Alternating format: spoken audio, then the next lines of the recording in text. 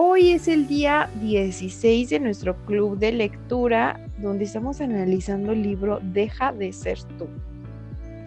Adictos a ser alguien. Cuando se activa la respuesta de estrés por una amenaza real o evocada, el organismo se inunda de una cascada de sustancias químicas para darnos un montón de energía, despertando momentáneamente el cuerpo y ciertas regiones del cerebro para que nos centremos en los tres grandes. Esta experiencia muy adictiva porque es como tomarse un expreso triple. Durante unos momentos nos sentimos muy excitados. Con el tiempo, sin darnos cuenta, nos volvemos adictos a nuestros problemas, circunstancias adversas o relaciones poco sanas de nuestra vida. Mantenemos estas situaciones para alimentar nuestra adicción a las emociones de supervivencia y poder así recordar ese alguien que creemos ser. Nos encanta sentir el torrente de energía generado por nuestros problemas. Además, asociamos este subidón emocional con cada persona, cosa, lugar o experiencia del mundo exterior que nos resulta conocido y familiar. También nos volvemos adictos a estos elementos del entorno exterior, nos identificamos con él. Si aceptamos que la respuesta del estrés se puede activar con un simple pensamiento, es lógico que estemos sintiendo el mismo torrente adictivo de sustancias químicas que si nos estuviera persiguiendo un depredador. Por eso, sin darnos cuenta, nos volvemos adictos a los pensamientos que nos hacen liberar adrenalina y nos cuesta mucho cambiar esa mentalidad. Pensar más allá de lo que sentimos o de manera distinta a la habitual nos resulta demasiado incómodo. Es cuando nos privamos de la sustancia a la que nos hemos enganchado. En este caso, los pensamientos y sentimientos conocidos vinculados a nuestra adicción emocional, ansiamos volver a tenerlos, experimentamos la sensación de no poder vivir sin ellos y un montón de vocecitas interiores nos instan a no cambiar. Por eso seguimos encadenados a nuestra realidad habitual. Nuestros pensamientos y sentimientos, que son en su mayoría limitadores, nos hacen volver a los problemas, las condiciones, los factores estresantes y las malas decisiones que desencadenaron la reacción de lucha o huida.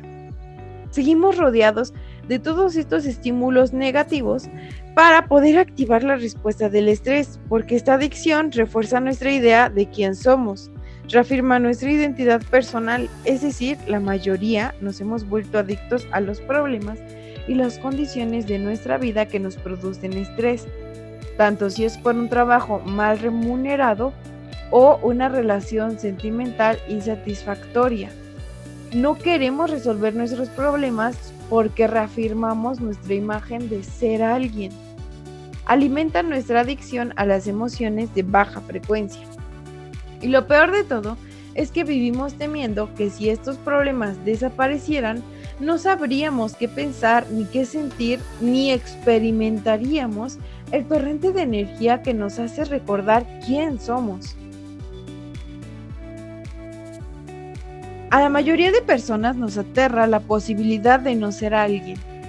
Qué horrible nos parece ser nadie, carecer de identidad. El yo egoísta. Como puedes ver, lo que identificamos como nuestro yo existe en el contexto de la asociación emocional colectiva con nuestros pensamientos y sentimientos, nuestros problemas y todos estos elementos de los tres grandes. No es de extrañar que nos cueste tanto mirar en nuestro interior y dejar atrás la realidad que hemos creado. ¿Cómo íbamos a saber quién somos si no fuera del entorno, el cuerpo y el tiempo? Por eso dependemos tanto del mundo exterior, nos limitamos usando los sentidos para definir y cultivar las emociones a fin de recibir la respuesta fisiológica que reafirmar nuestras adicciones personales. Hacemos todo esto para sentirnos humanos.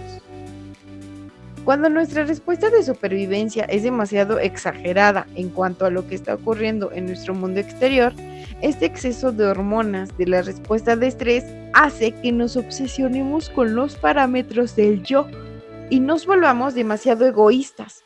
Nos obsesionamos con nuestro cuerpo o con un aspecto del entorno y vivimos siendo esclavos del tiempo. Nos quedamos atrapados en esta realidad en concreto y creemos ser incapaces de cambiar, de suprimir el hábito de ser el de siempre. Estas exageradas emociones de supervivencia hacen que un ego sano, el ego al que nos referimos cuando decimos yo, pierda el equilibrio. Cuando el ego está en peligro, su tarea es asegurarse de que estamos protegidos y a salvo del mundo exterior. Por ejemplo, el ego se asegura de que no nos acerquemos demasiado a una hoguera o al borde de un precipicio. Cuando el ego está equilibrado, su instinto natural es el de protegernos. Existe un sano equilibrio entre sus necesidades y las ajenas, entre la atención que pone en sí mismo y en los demás. Cuando en una situación de emergencia entramos en el estado de supervivencia, es lógico que nos fijemos sobre todo en nosotros mismos. Pero cuando este estado se cronifica, las sustancias químicas del estrés hacen que el cuerpo y el cerebro pierdan el equilibrio.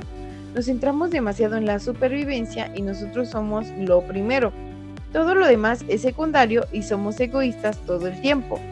Nos volvemos caprichosos, egocéntricos y engreídos, llenos de autocompasión y autoodio. Cuando el ego vive bajo un estrés constante, uno es lo primero. En esas condiciones, el ego lo que más le preocupa es prever cada resultado de cada situación, porque está demasiado centrado en el mundo exterior y se siente totalmente separado del 99,99999% de la realidad. Cuanto más definimos la realidad con los sentidos, más se convierte en nuestra ley, y la realidad material como ley es lo opuesto a la ley cuántica. Aquello en lo que ponemos la atención es nuestra realidad, y si la ponemos en el cuerpo y en el mundo físico y nos quedamos atrapados en una línea del tiempo lineal, esta será nuestra realidad. Olvidaremos que las personas que conocemos, los problemas, los bienes materiales y los lugares visitados. Perder la noción del tiempo e ir más allá del cuerpo y de su necesidad de alimentar sus habituaciones, renunciar al colocón de las experiencias a las que nos hemos acostumbrado emocionalmente que refuerzan nuestra identidad, dejar de intentar prever una situación del futuro o de recordar un episodio del pasado, desprendernos del ego egoísta al que solo le importan sus propias necesidades, pensar o soñar más allá de lo que sentimos y anhelar lo desconocido es empezar a ser libres en el presente. Si nuestros pensamientos nos hacen enfermar, ¿pueden también curarnos? Vamos a dar un paso más. Como he señalado antes, un simple pensamiento puede activar la respuesta del estrés. También he mencionado el hecho científico de que las sustancias químicas asociadas al estrés activan unos genes en particular al crear un entorno muy duro por las células, lo cual puede generar enfermedades. Por eso es lógico que nuestros pensamientos puedan hacernos enfermar. Si nos hacen enfermar, ¿pueden también curarnos? Pongamos que una persona está resentida por alguna experiencia vivida en un corto espacio del tiempo. Sus reacciones inconscientes a estas vivencias hacen que se aferre a esa amargura, y las situaciones químicas correspondientes a esta emoción inundan entonces las células de su cuerpo. Con el paso de las semanas, estas emociones se transforman en un estado de ánimo y al durar durante meses en un temperamento, si este se mantiene presente durante años, acaba formando un fuerte rasgo de personalidad llamado resentimiento. En realidad, esta persona ha memorizado la emoción tan bien que ahora el cuerpo conoce el resentimiento mejor que la mente consciente, porque el ciclo de pensar, sentir, sentir y pensar se ha estado dando durante años. Ahora que sabes que las emociones son la huella química de una experiencia, ¿no te parece que mientras esta persona siga aferrada al resentimiento, su cuerpo continuará reaccionando como si estuviera viviendo los episodios de años atrás que lo causaron? Y si fue la reacción del cuerpo a estas sustancias químicas del resentimiento lo que alteró la función de determinados genes, y esta reacción ha seguido indicando a los mismos genes que respondan de la misma manera, ¿no crees que el cuerpo puede acabar desarrollando una afección física como el cáncer?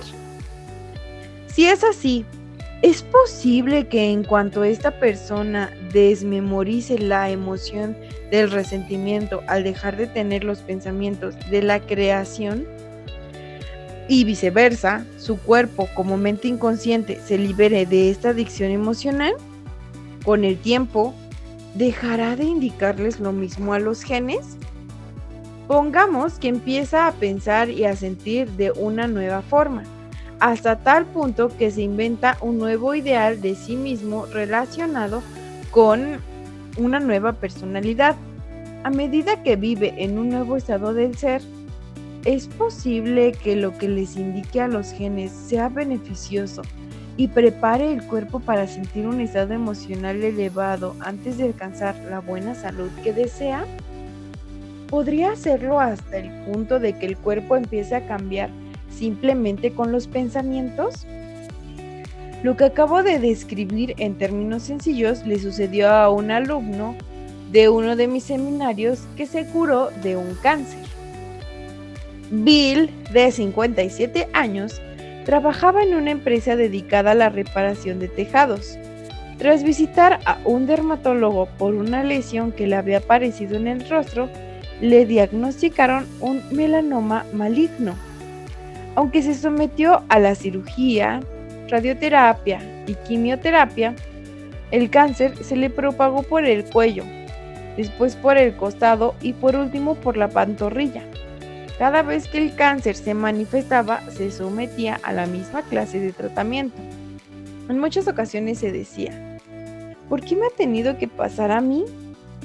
Sabía que su excesiva exposición al sol era un factor de riesgo, pero otros compañeros que trabajan con él no habían desarrollado ningún tipo de cáncer. Se obsesionó con esta injusticia. Después de recibir el tratamiento en el costado izquierdo, se preguntó si sus pensamientos, emociones y conductas habían contribuido a su enfermedad.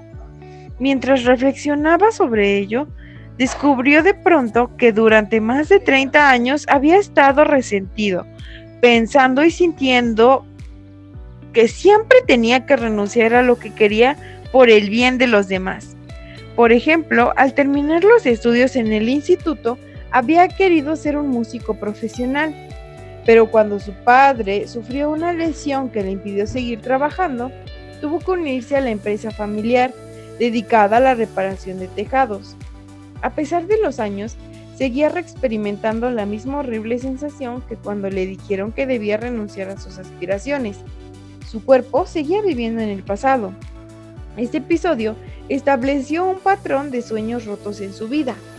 Siempre que algo le salía mal, como cuando el sector de la construcción cayó en picada justo después de expandir su negocio, le echaba la culpa a alguien o a algo. Bill había memorizado tanto la pauta de la respuesta emocional de la amargura que ésta se acabó convirtiendo en un rasgo de su personalidad, en un programa inconsciente. Su estado del ser había estado indicando lo mismo a los mismos genes durante tanto tiempo que habían creado la enfermedad que ahora sufría. Bill había memorizado tanto la pauta de la respuesta emocional de la amargura que ésta se acabó convirtiendo en un rasgo de su personalidad.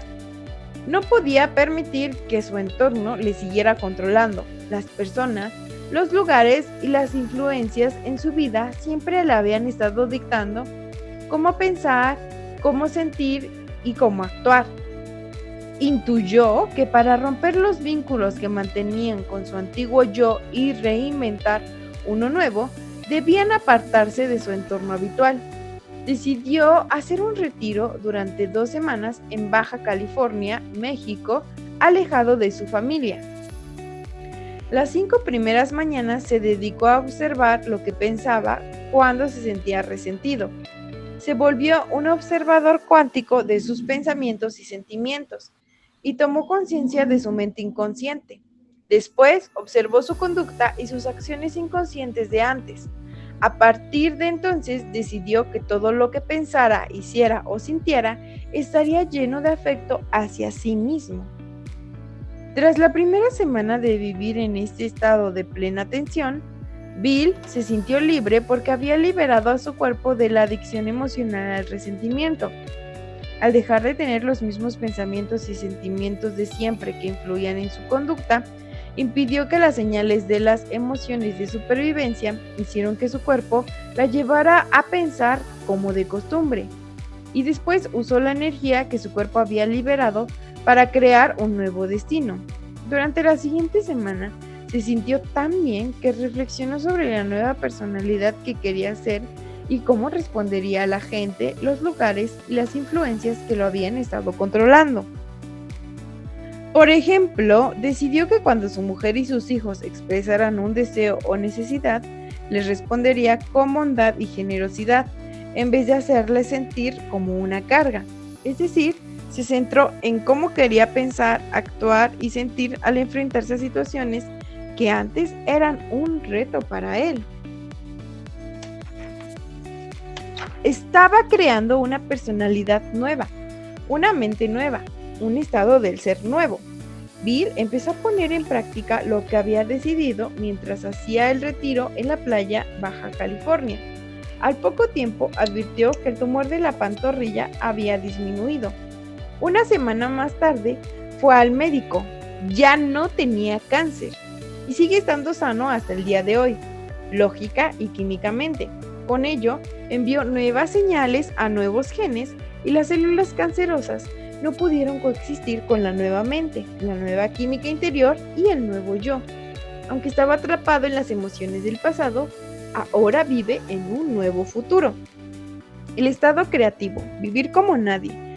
Al final del capítulo anterior he descrito brevemente qué es vivir en un estado creativo. Son los momentos que estamos totalmente absortos en algo, en un estado de fluir, cuando nos olvidamos del entorno, el tiempo y el cuerpo, la mente se aquieta. Vivir en ese estado es vivir como nadie. ¿Te has dado cuenta de que cuando estás creando algo te olvidas de ti?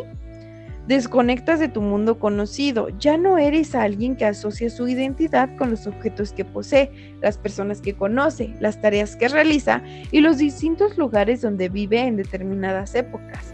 Se podría decir que cuando estás en un estado creativo te olvidas del hábito de ser tú, te despojas de tu ego egoísta y te vuelves altruista.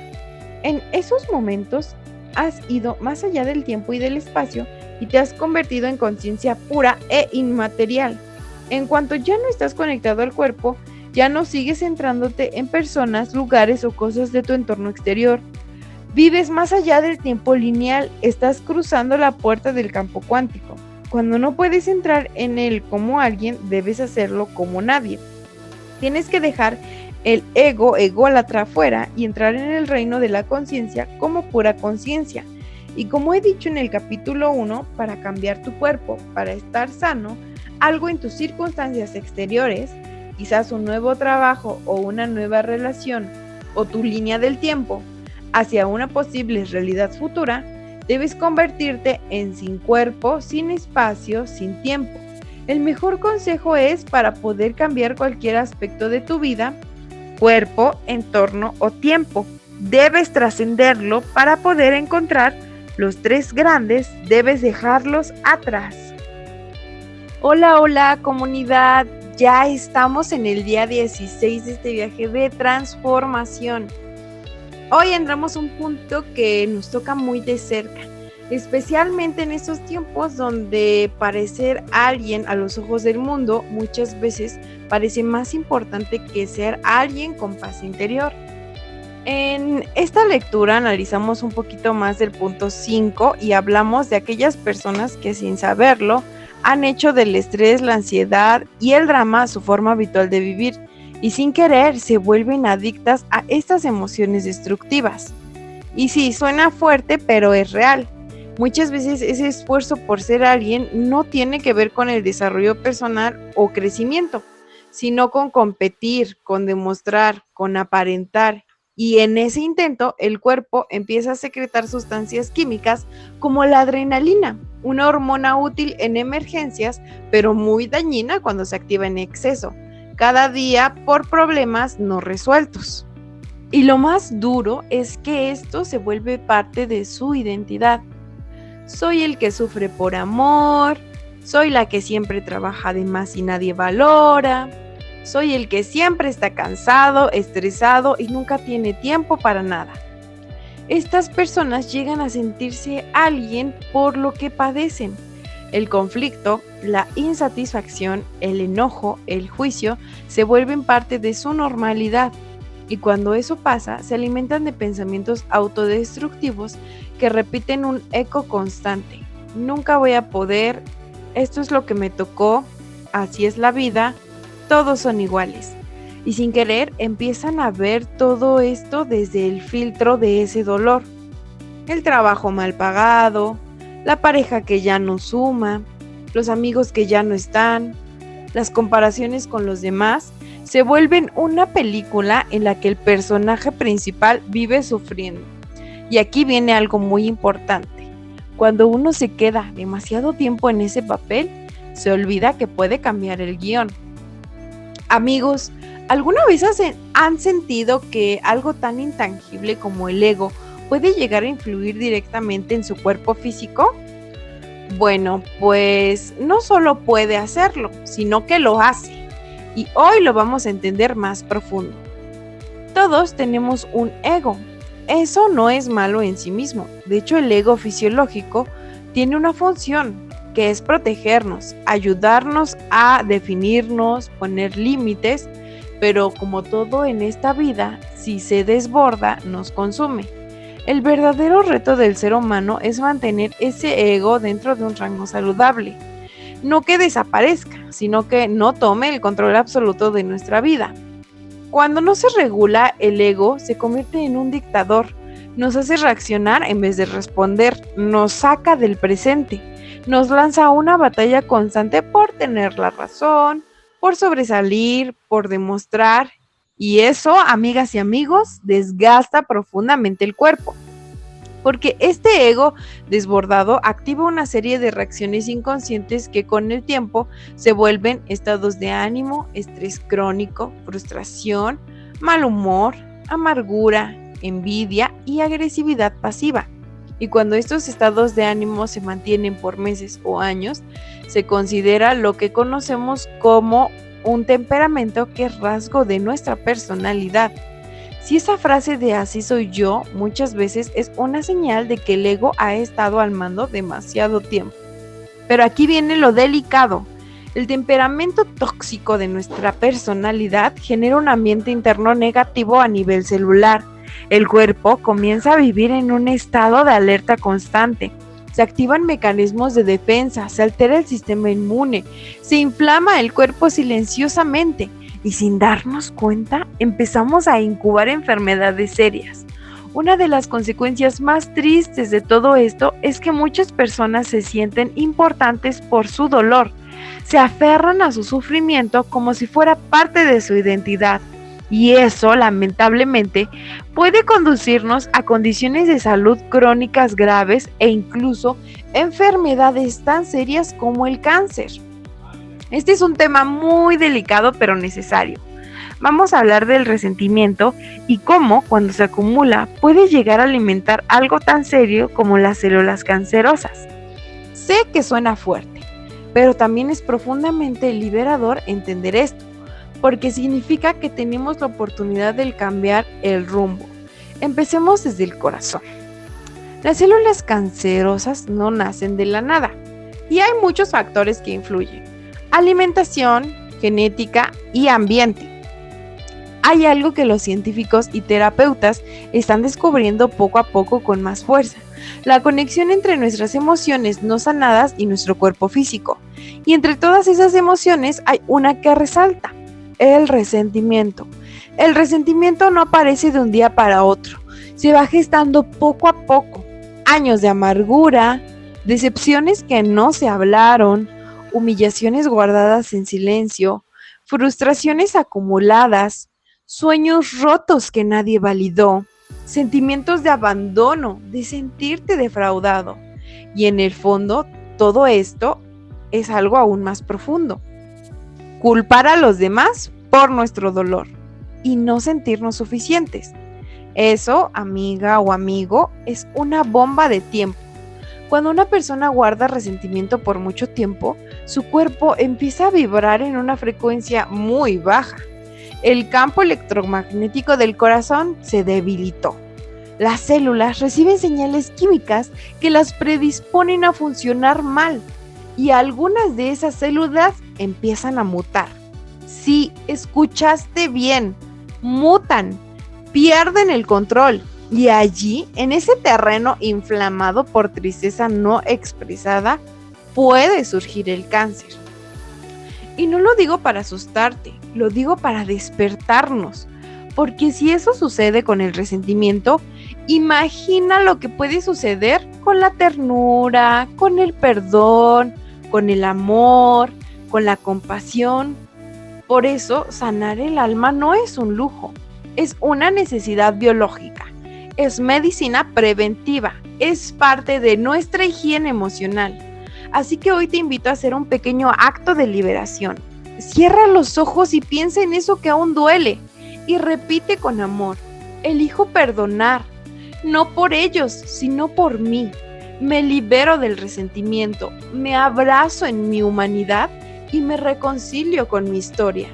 Porque tu cuerpo te escucha, porque tu alma te necesita liviano y porque mereces vivir libre, feliz y sano.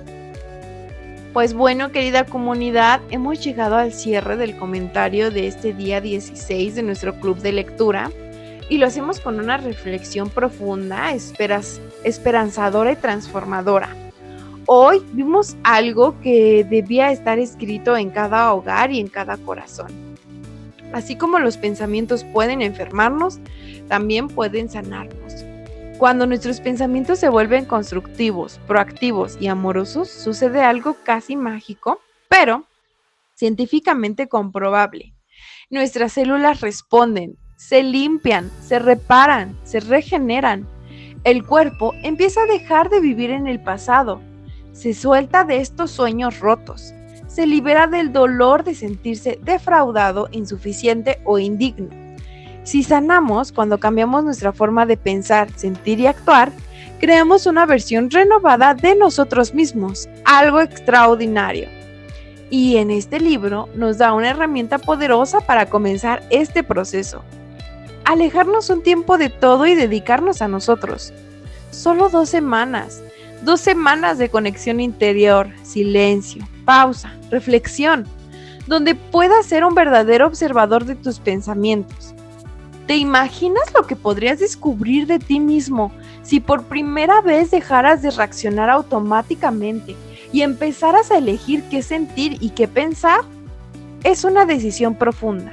Todo lo que piense y sienta será porque ya lo eligió, no porque el mundo se lo ha impuesto. Cuando esto sucede, incluso enfermedades como el cáncer, que vimos en la parte anterior, tienden a desaparecer porque la persona comienza a vivir en un estado creativo, vibrante y presente. Y a veces es necesario tomar decisiones radicales, como cambiar de trabajo si no valoran tu talento, terminar una relación si apaga tu luz, mudarte si tu hogar ya no es un refugio, elegir nuevas amistades si las de antes ya no vibran contigo. Y ahora te invito a reflexionar. ¿Has sentido alguna vez que tu cuerpo te habla desde una emoción no sanada? ¿Qué pensamiento o sentimiento estás dispuesto a dejar ir hoy? ¿Qué decisión propuesta necesitas tomar para empezar a vivir en modo creativo? Déjanos tu experiencia en la barra de comentarios de YouTube o por el medio en el que lo estés escuchando. Nos encanta leerte, aprender contigo y compartir este viaje hacia el cambio. Y recuerda que no estás solo en este proceso. Estamos aquí para acompañarte paso a paso, pensamiento a pensamiento, emoción a emoción, hasta que dejes de ser quien fuiste y te conviertas en lo que siempre has podido ser. Hasta mañana con más luz, más conciencia y más corazón.